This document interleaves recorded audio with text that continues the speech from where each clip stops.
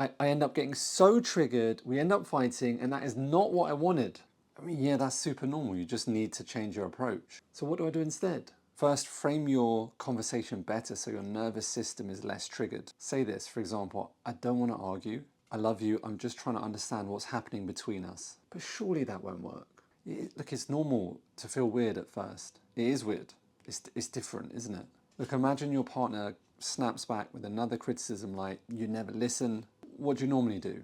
Normally I defend myself, or some silent treatment, that's a good one. Right, so both unfortunately keep the argument alive. Watch this. Like, I can see you're frustrated and maybe you're feeling unheard right now. But wait, doesn't that mean I agree with them? Understanding is not agreement. It will drop the intensity from around like 50%. But then what? So then you create safety. You say, look, I'm not here to win. I care more about us than being right.